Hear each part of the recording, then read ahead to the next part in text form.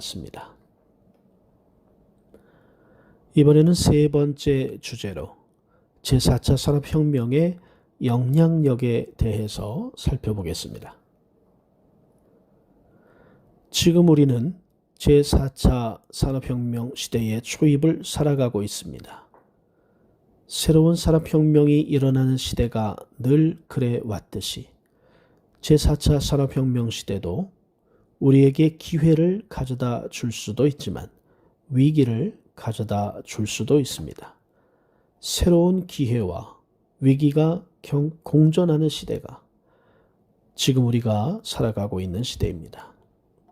제4차 산업혁명 시대는 개인과 가정에, 또 사회와 기업과 국가에, 그리고 교회에 새로운 기회를 가져다 줄 수도 있고 위기를 가져다 줄 수도 있습니다. 먼저 개인과 가정에 미치는 영향력을 살펴보겠습니다. 앞으로 수십 년 내에 다양한 산업 분야와 직군에서 기술 혁신이 노동을 대신하게 될 것이라는 시각입니다. 제4차 산업혁명 시대의 변화에 잘 준비한 개인은 변화의 물결이 다가와도 새로운 일자리의 기회를 제공받게 될 것이다. 준비하지 못한 개인은 일자리가 로봇에게 대체되거나 직업군이 사라지게 되어 일자리를 잃어버릴 위기에 직면하게 될 것입니다. 사업을 하는 개인에게도 변화에 대한 준비 여부에 따라 사업의 성패가 갈리게 될 것입니다. 이는 가정 공동체의 재정에 치명적인 영향을 끼치게 되고 이로 인한 이혼 등 가정 공동체 존립 자체가 무너질 수 있는 위기의 요인이 될 수 있습니다. 한 개인이 본인과 가족을 보필하기 위해 가치 있는 일을 하고 있다는 믿음 속에서 안전함을 느끼는 것은 매우 중요한 요소인데 만약 노동시장에 충분한 수요가 없거나 개인의 능력이 수요에 걸맞지 않는다면 어떤 일이 발생할까요? 과학기술 혁신이 노동시장에 끼치는 영향에 대한 두 가지 의견이 있습니다. 해피엔딩을 확신하는 쪽에서는 기술 발달로 일자리를 잃은 노동자는 새로운 직업을 찾게 되고 기술은 새로운 번영의 시대를 열 것이라고 말합니다. 또 다른 의견은 기술적 실업이 대대적으로 발생하여 점차 사회적, 정치적 아마겟돈이 일어나게 될 것이라고 보고 있습니다. 역사를 들여다보면 결과는 어느 한쪽에도 치우치지 않은 이 두 가지 관점의 중간에서 일어났습니다. 기술 혁신으로 몇몇 일자리가 사라졌던 것은 사실이고 이 때문에 새로운 분야의 직업이 발생했던 것 역시 사실입니다. 세계경제 포럼의 직업의 미래 보고서에 따르면 모든 직군에서 대량의 일자리 감소 사태가 벌어질 것으로 보인다고 합니다. 남성 노동자 비율이 높은 제조업, 건설, 설비 분야의 자동화로 실업률이 높아질 것으로 예상되고 인공지능의 발달과 서비스 분야의 업무 디지털화로 생계를 위해 사회에 진출하는 젊은 여성이 높은 비율로 속해 있는 콜센터 직업부터 중하층 여성을 주로 고용하는 소매업과 행정 분야 업무까지 수많은 직업군이 위험에 처해 있습니다.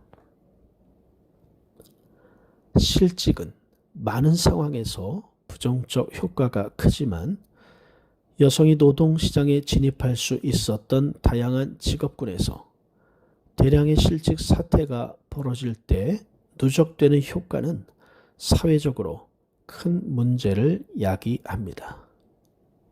특히나 저직능 여성이 꾸리던 단일소득 가정이 위험에 처하게 되고 맞벌이 가정의 경우 총 소득이 줄어들게 되며 전 세계적으로 이미 문제가 되고 있는 남녀 격차가 더욱 벌어지는 결과를 초래하게 됩니다. 엄청나게 빠른 속도로 세상이 변화하므로 개인의 실질 소득을 유지해주는 실용 지식이라는 자산의 가치도 하락하고 있습니다. 전문가들에 의하면 3년 주기로 현재의 실용 지식이 쓸모가 없어지게 된다고 합니다. 개인의 머릿속에 있는 지식의 효용성이 저하되면 될수록 실질 소득도 함께 줄어듭니다. 제4차 산업혁명으로 새로 등장하는 일자리와 직업군은 없을까요? 노동시장에 발생할 기회는 무엇일까요? 아직 구체적으로 형성되지 않은 산업 분야 내에 어떠한 능력과 기술이 필요할지 예측하기는 어렵지만 기술적 시스템에 발맞춰 일하는 능력 또는 기술 혁신이 채우지 못하는 틈새를 채우는 능력에 대한 고용시장의 수요가 늘어갈 것이라는 점은 충분히 예상할 수 있습니다. 남성이 우세한 컴퓨터 공학, 수학, 엔지니어링 분야의 전문화된 기술적 능력에 대한 수요가 더욱 늘어날 것으로 보이며 또한 기계가 채울 수 없는 부분, 가령 공감과 연민 등 인간의 본성과 능력에 기인한 역할에 대한 수요도 늘어날 것입니다. 심리학자, 치료사, 코치, 이벤트 플래너, 간호사 및 의학 보건 분야에서는 여성이 훨씬 우세한 편입니다. 일반적으로 여성이 더 많이 가지고 있는 특성과 능력은 제4차 산업혁명 시대에 더욱 많이 요구될 것입니다. 제4차 산업혁명이 남성과 여성 각각에게 어떤 영향력을 미칠지 예상할 수 없으나 이 혁명으로 발생하는 경제 개편을 통해 변화하는 노동 정책과 사업상 관행을 통찰하여 개인의 노동 능력 역시 변화시키는 계기로 삼아 자신의 역량을 충분히 발휘할 수 있는 미래를 만들어 나가야 합니다.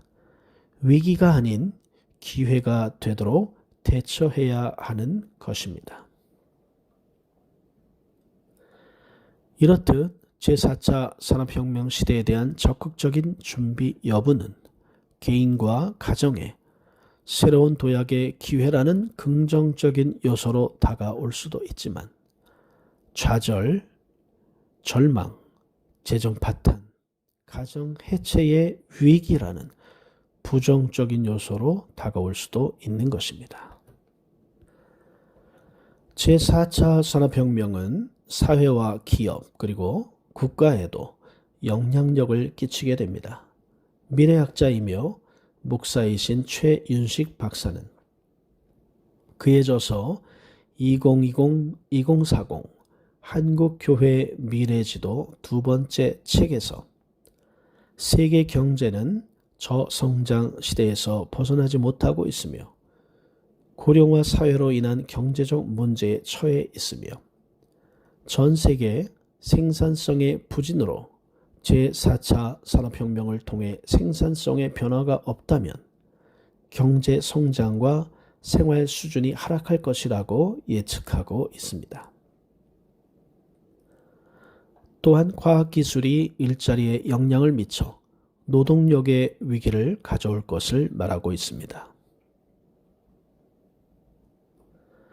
여러 직종에서 기계적인 단순 반복 업무나 정밀한 육체 노동은 이미 자동화되어 가고 있고 연산력이 눈부시게 성장해 감에 따라 곧 다른 여러 업무도 자동화될 것으로 보이며 예상하는 것보다 빠른 시일 안에 변호사, 재무 분석가, 의사, 기자, 회계사, 보험 판매자나 사서와 같은 다양한 직업군 역시 부분적으로 혹은 전면적으로 자동화가 이루어질 것으로 내다보고 있습니다. 클라우스 슈밥 회장은 저서 제4차 산업혁명에서 자동화가 될 확률이 높은 702가지의 직업의 순위를 매겨 과학기술 혁신이 실업에 미칠 잠재적 영향력을 수치화한 표를 제공하고 있습니다. 자동화의 위험에 가장 민감하지 않은 직종, 즉 자동화 저위험 직군은 0, 그리고 자동화의 위험에 가장 민감한 직종, 즉 컴퓨터와 같은 기술 때문에 자동화로 대체될 위험이 높은 직군은 1로 하여 수치로 표현된 표입니다.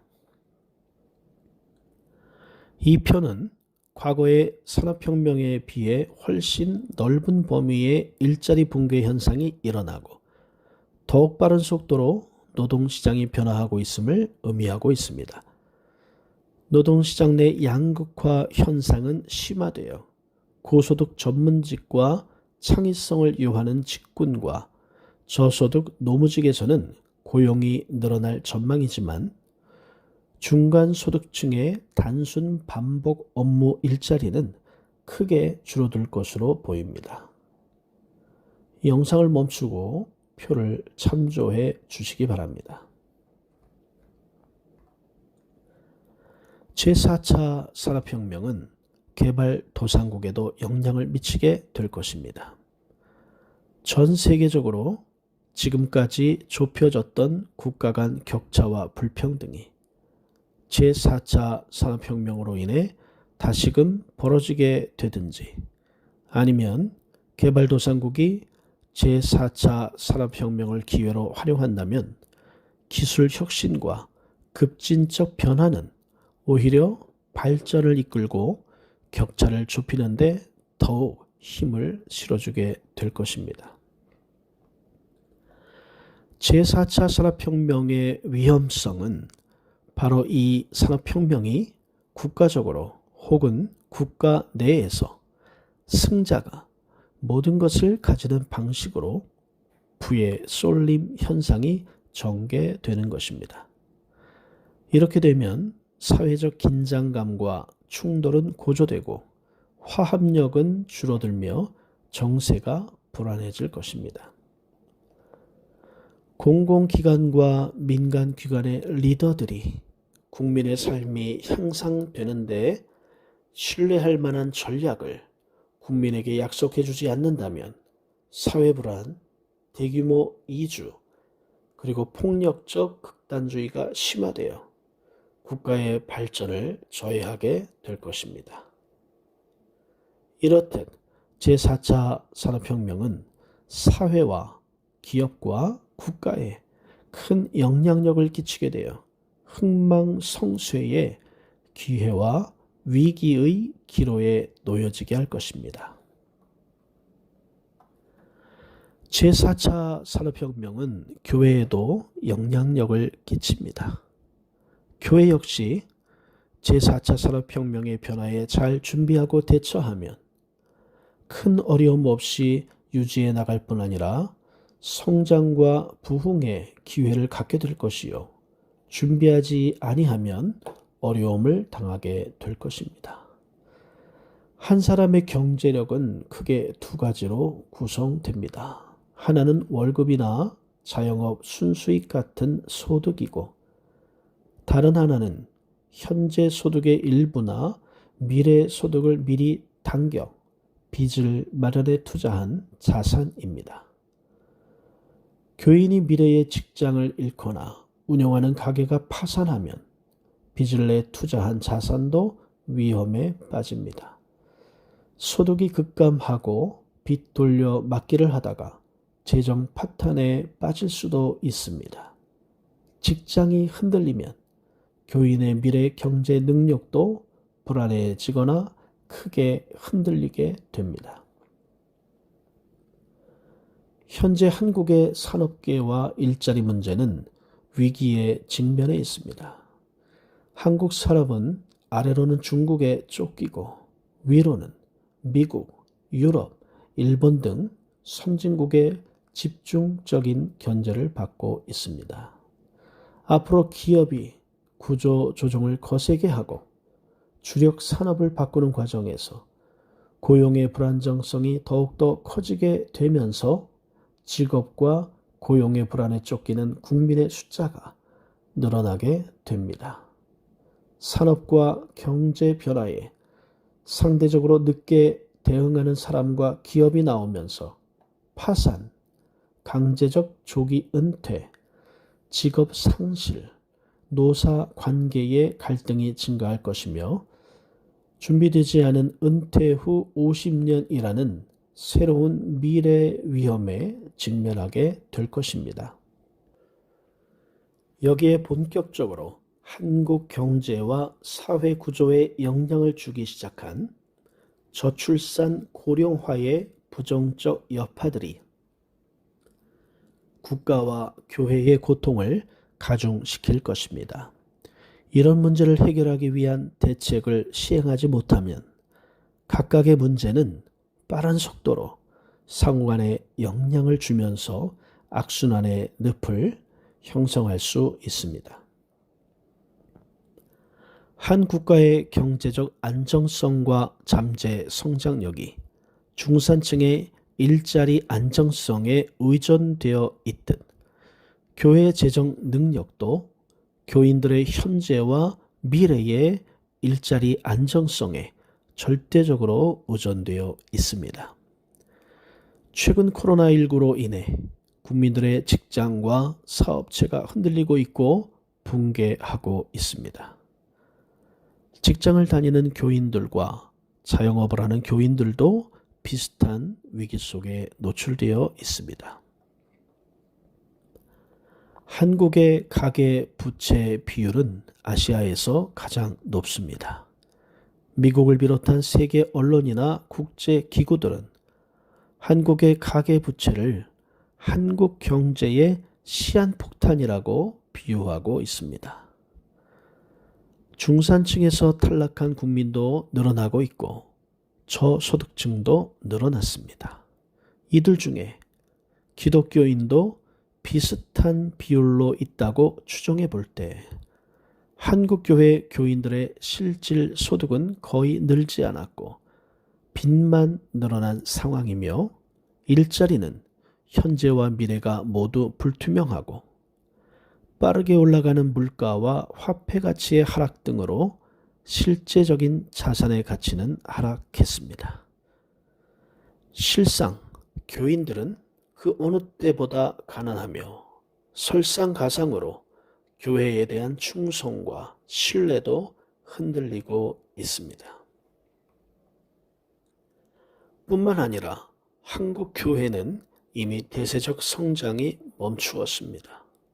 한국 교회는 1990년대 초에 기독교 전체 인구의 증가가 멈추었고 교회 성장이 비신자 전도에 의한 성장이 아니라 교회 간 수평 이동으로 바뀌기 시작했습니다.